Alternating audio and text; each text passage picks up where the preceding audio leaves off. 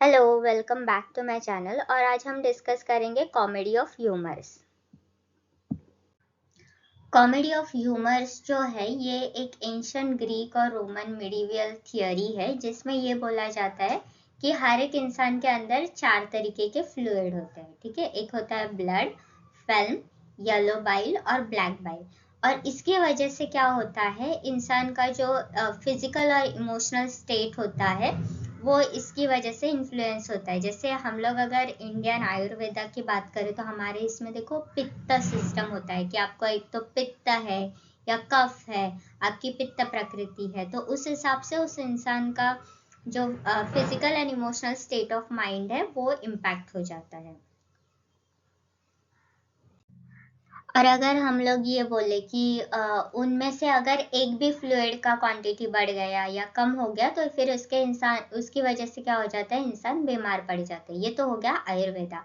लेकिन ह्यूमर में क्या होता है कि इन फ्लूइड्स को हर एक इमोशन के साथ कनेक्ट किया जाता है और उसमें से जब कोई इमोशन बहुत ज़्यादा बढ़ जाता है या कम हो जाता है या फिर दो इमोशंस जब मिक्स हो जाते हैं तो उसकी वजह से एक अलग तरीके की कॉमेडी होती है या फिर एक अलग तरीके का आप बोल सकते हो, उसमें से मजाक बना सकते हो। जैसे कुछ लोग होते हैं वो बहुत ज्यादा गुस्सा करते हैं और कभी बाद में ना कुछ टाइम बाद उनके गुस्से पे भी हंसी आ जाने लगती है कि कोई हर एक बात पे क्या गुस्सा हो सकता है, कोई हर एक बात पे क्या नकचड़ा बन के सकता है।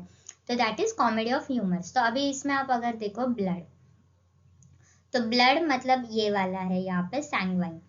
तो ये जो है वो सैंगवाइन होता है, अपना ब्लड से रिलेटेड होता है, मतलब चेयरफुल और ऑप्टिमिस्टिक पर्सनालिटी होती है। तो अगर आप इस इंसान का फेस देखो तो देखो इसका जो आईज है वो होपफुल है, उसके फेस पे एक छोटी सी स्माइल है। फिर नेक्स्ट है फिल्म, और ये फिल्मैटिक है, मतलब अपना जो नोज का होता है ना उससे ये रिलेटेड है। और इसमें जो इंसान की पर्सनालिटी होती है वो कैसे होती है, काम और स्लगिश। काम मतलब शांत होता है, स्लगिश मतलब ऐसे थोड़ा लेजी होता है। तो आप इस इंसान को देखो, इसका सर एकदम ये है, इसके शोल्डर्स थोड़े ड्रॉप है और वो काम है, मतलब उसके फेस पे कुछ ज्यादा एक्सप्रेशन नहीं है। Next is yellow bile. Yellow bile choleric होता है, कॉलरा से रिलेटेड। तो अगर आप इस इंसान को देखो तो देखो ये थोड़ा चिड़चिड़ा हो गया है और फिर वो चिड़चिड़ की वजह से क्या हो जाता है, उसको गुस्सा आने लगता है। ब्लैक बाइल जो होता है वो मेलानकलिक होता है, मेलानकलिक या फिर सैडनेस बोल सकते हो, वो सैडनेस से रिलेटेड होता है। तो अगर आप ये फेस देखो तो वो देखो इंसान सैड है और पेंसिव है, मतलब वो सोच रहा है कुछ। फिर अभी इस थिएटर का हिस्टोरिकल बैकग्राउंड क्या है, ये इंग्लैंड में आया था लेट 16th और अर्ली 17th सेंचुरी में आया था। और ये खासकर किसके वर्क्स में दिखता है, बेन जॉनसन के वर्क्स में। और बेन जॉनसन के काफ़ी सारे प्लेज में आपको कॉमेडी ऑफ ह्यूमर्स दिखेगा। उसका काफ़ी इंपॉर्टेंट प्ले है every man in his humours, या वॉलपोन हो गया, तो वो काफ़ी लिख रहे थे कॉमेडी ऑफ ह्यूमर्स में। फिर ये इन्फ्लुएंस किससे हुआ, रोमन प्ले राइट से। तो मतलब ब्रिटेन में इसको फेमस किसने करवाया, बेन जॉनसन ने, लेकिन वो किससे इंस्पायर हुए थे, Roman playwrights Plautus and Terence से। इन्होंने भी यही कैरेक्टर के एग्जैजरेटेड ट्रेट्स को यूज करना चालू किया। मतलब कोई इंसान अगर सैड है तो वो बहुत ज्यादा सैड हो जाता है। जैसे अगर आपने वो सिंग इज किंग मूवी देखी है तो उसमें देखो एक कैरेक्टर है जो हमेशा उदास ही रहता है, उसको हर बात पे रोना आता रहता है, तो फिर वो उसको पंकज उदास बोलते रहते हैं उसमें। तो वो एक कॉमेडिक इफेक्ट आ जाता है कि कोई इंसान अगर इरिटेड होता है तो वो हर चीज में इरिटेड होता है, मतलब एक इमोशन को लेके एग्जैजरेट करते हैं कि बस वही एक इमोशन है उस इंसान के अंदर, दूसरा नहीं है।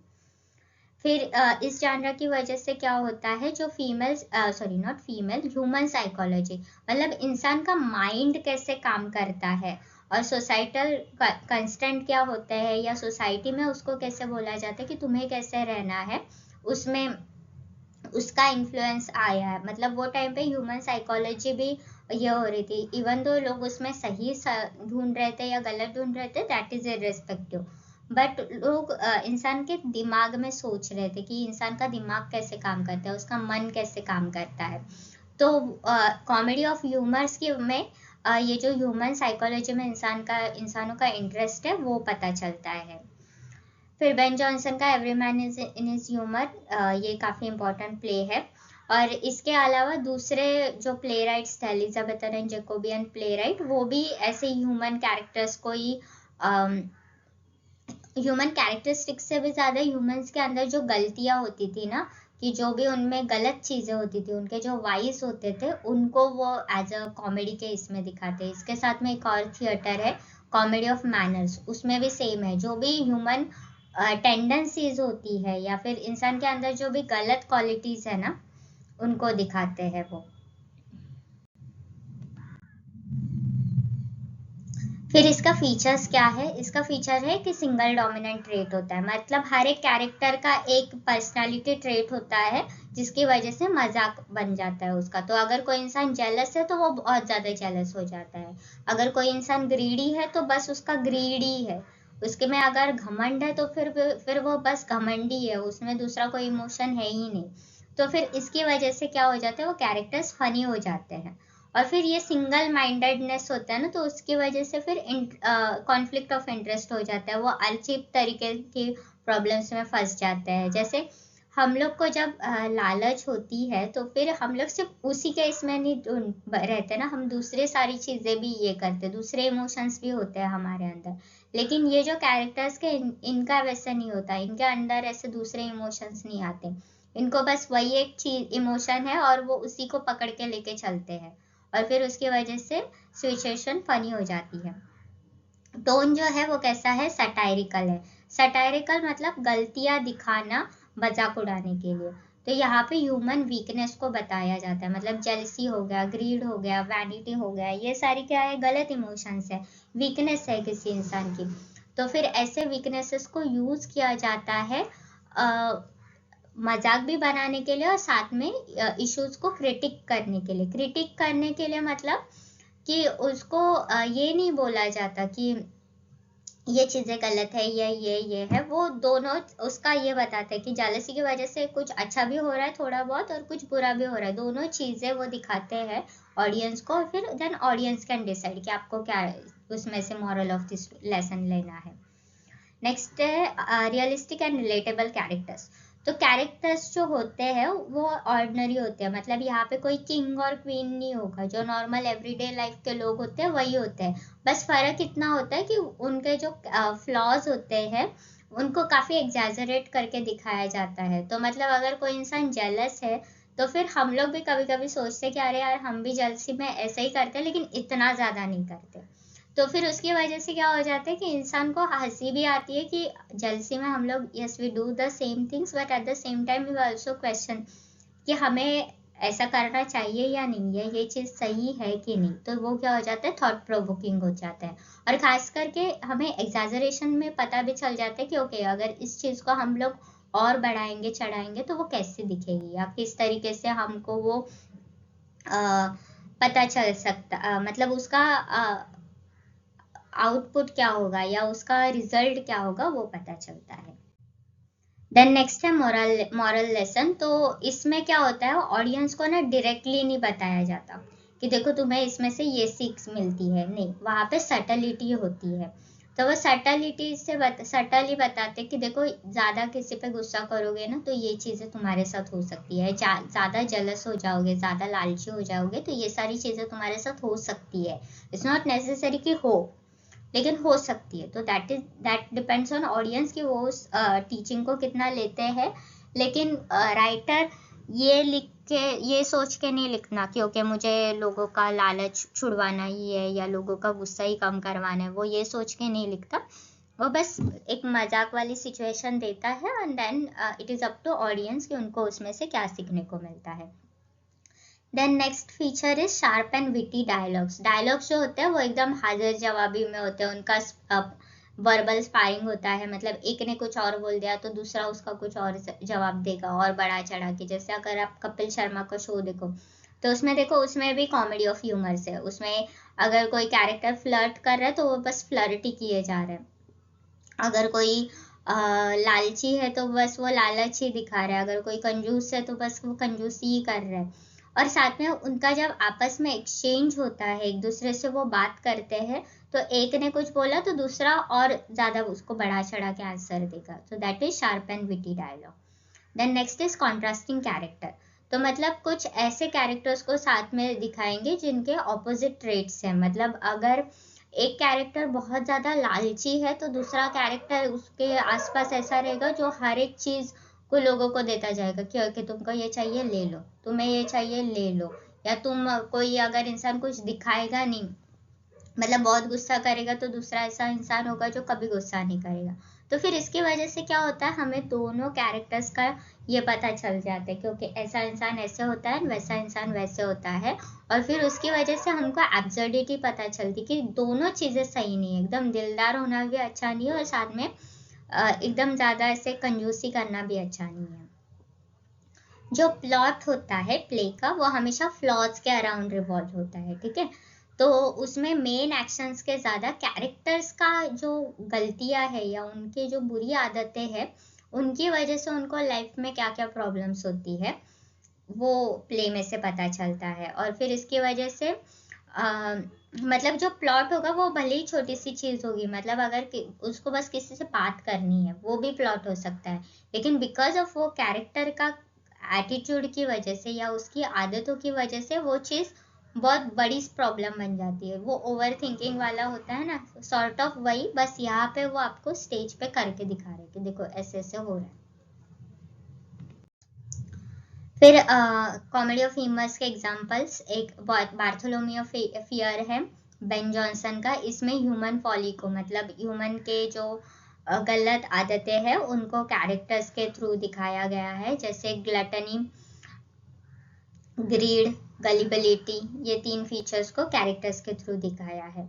फिर नेक्स्ट है ट्वेल्थ नाइट. ये शेक्सपियर का प्ले है और ये स्ट्रिक्टली कॉमेडी ऑफ ह्यूमर्स नहीं है, लेकिन इसमें जो मैलवोलियो है ना, ये बहुत ऐसे एक्सेसिव उसको घमंड होता है. मतलब वो इंसान एकदम ऐसे इतना खुद से प्यार करता है कि उसको आजू बाजू के लोगों से फर्क ही नहीं पड़ता. और इसमें ड्यूक ऑर्सिनो भी है, वो इतना वो ओलिविया के प्यार में रहता है कि उसको आजू बाजू की चीजें दिखाई नहीं देती, मतलब उसको समझ में नहीं आ रहा क्या हो रहा है. तो मैलवोलियो का भी सेम है. और इसमें ना मैलवोलियो की येलो स्टॉकिंग पे काफी क्वेश्चन आते हैं, पूछते कि कौन सा कैरेक्टर है जो स्टॉकिंग पहन रहा था, तो that was Malvolio. Then next is alchemist. ये भी बेन जॉनसन का ही है और इसमें ग्रीड एंड गलिबिलिटी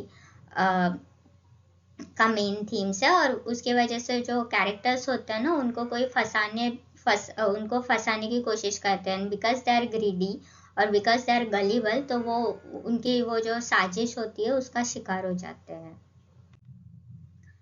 ये देखो, ये वॉलपोन का एग्जाम्पल है. इसमें जो प्रोटैगनिस्ट है वॉलपोन, इसको ग्रीड होती है. तो आप देखो यहाँ पे हीरे जवाहरात रखे, वो उसको देख रहा है एकदम लालची, उसकी आईज वगैरह देखो, उसके हाथ देखो, उसको वो सारी चीजें चाहिए. उसको वो हीरे जवाहरात है, फिर भी वो और कोशिश करेगा कि उसको और मिले और मिले. और फिर उसकी वजह से कैसे वो स्कीम्स बनाता रहता है और कैसे उसके स्कीम्स बाद में कोलैप्स हो जाते हैं. तो वो एक्सेसिव ज्यादा ग्रीड होना भी कैसे गलत है वो इस प्ले में दिखता है.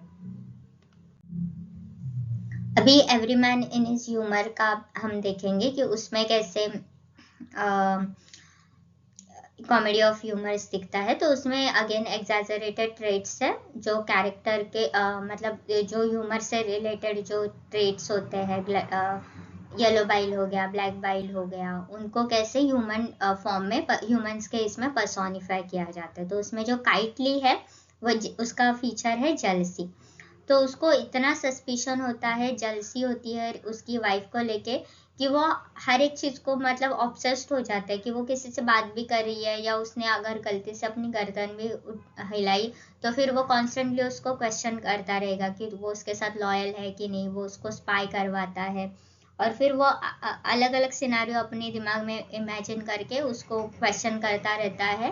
और फिर मतलब फालतू की चीज है, अगर सपोज कुछ हो गया, एकदम छोटी सी चीज है, तो वो उसको भी क्वेश्चन करेगा क्योंकि तुमने ऐसे क्यों किया, फिर ऐसे क्यों हुआ. तो फिर उसकी वजह से वो थोड़ा फनी सिनारियो हो जाता है. देन है बोबाडिल, ये बोस्टफुल होता है। बोस्टफुल मतलब बहुत फेकू होता है, ये बहुत फेंकता रहता है। वो एक सोल्जर होता है और फिर वो ऐसे दिखाता है कि वो एकदम फियरलेस है, उसको किसी चीज़ से डर नहीं लगता, बट रियल में वो काफ़ी डरपोक होता है। और फिर उसका ये जो वो मतलब ऐसा एकदम दिखाता है कि मैं इतना कॉन्फिडेंट हूँ, लेकिन वो उसको एक्चुअली कॉन्फिडेंटली एक्ट नहीं कर पाता। जब उसको एक्ट करने की ज़रूरत होती है, उसको कॉन्फिडेंट दिखने की ज़रूरत होती है, जब वो दिखा नहीं पाता उसको, तो उसकी वजह से फनी सिचुएशन क्रिएट होते हैं। फिर उसमें एक है मास्टर स्टीफन, इसको वैनिटी होती है, इसको घमंड होता है, ये काफ़ी सेल्फ अब्जॉर्ब्ड होता है, फुलिश होता है। इसको ऐसा लगता है कि उसका जो उसकी वजह वो अगर वो कहीं पे नहीं गया तो कुछ होगा ही नहीं, अगर वो किसी के पार्टी में नहीं गया तो पार्टी शुरू ही नहीं होगी। और उसको उस बात पे इतना घमंड होता है, वो वैसे ही करता है और दूसरे कैरेक्टर्स उसको कुछ इतना ये नहीं करते। तो उसका ये जो ये होता है कि उसको ऐसा लगता है कि मैं जाऊंगा तो ही होगा, तो वो जब होता नहीं है तो फिर वो फनी सिचुएशन क्रिएट करता है। अभी इसमें मॉरल अंडरटोन्स क्या है, इसमें जॉनसन ये बताते कि जेलसी की वजह से, वैनिटी की वजह से या एरोगेंस की वजह से कैसे ह्यूमन की लाइफ और ज़्यादा ख़राब हो सकती है, या फिर हमारी लाइफ में कैसे जहाँ पे प्रॉब्लम नहीं भी है वहाँ पे भी क्रिएट हो जाती है। तो हमें क्या करना है, इन सारी चीज़ों को बैलेंस में रखना है कि जेलस हो लेकिन इतना भी नहीं करो कि अपना ही नुकसान करवा लो, उसमें तो बैलेंस होना चाहिए। फिर उसमें सटायरिकल एलिमेंट्स यूज करते हैं, वो सिर्फ इंडिविजुअल के ट्रेड्स को मतलब जेलस इंसान को ही क्रिटिसाइज नहीं कर रहे, वो जेंडर रोल्स की भी बात करते हैं, वो क्लास डिस्टिंक्शन की बात करते हैं कि एक क्लास वाला इंसान दूसरे क्लास वाले इंसान के साथ कैसे ये करेगा, या मैरिटल रिलेशनशिप कैसे होता है, या फिर कैसे होना चाहिए, लोग उसको किस तरह से यूज करते हैं हर एक चीज़ों का अपनी। अगर जेलिसी थोड़ी बहुत है तो रिलेशनशिप में अच्छी लगती है, लेकिन अगर बहुत ज़्यादा रिलेशनशिप में जेलिसी है तो देन दैट बिकम्स टॉक्सिक, तो वो नहीं होना चाहिए। तो वो सिर्फ जेलिसी को वहाँ पे एक्सपोज नहीं कर रहे, वो मैरिटल रिलेशनशिप को भी वो हाईलाइट कर रहे हो, वो भी हमको क्रिटिसाइज कर रहे हैं उसको। फिर इसमें रेजोल्यूशन क्या होता है कि जब कैरेक्टर को अपने फ्लॉज कन्फ्रंट करने पड़ते हैं, जब काइटली को उसकी जेलसी ये करना कन्फ्रंट करना पड़ता है, फिर उसको रियलाइज होता है कि सिचुएशन वैसे थी ही नहीं, उसको जेलस होने का कोई रीज़न ही नहीं था, तो फिर उसकी वजह से उसने खाली फुकट अपना ही नुकसान करवा लिया। तो उसको क्या करना चाहिए, अभी ज़्यादा ट्रस्ट वर्दी होना चाहिए, थोड़ा मतलब थोड़ा बहुत जेलसी तो रखो लेकिन थोड़ा ट्रस्ट भी करना सीखो। तो एंड में रेजोल्यूशन हो जाता है कि वो मतलब ऑडियंस को भी पता चलता है, साथ में काइटली को भी पता चलता है कि how he should have behaved actually. Okay, so that's it for this video. I hope आपको समझ में आया। अगर आपको अच्छा लगा तो प्लीज़ इसको लाइक करना, कमेंट करना, चैनल को सब्सक्राइब करना और अपने फ्रेंड्स के साथ भी इसको शेयर करना। Thank you.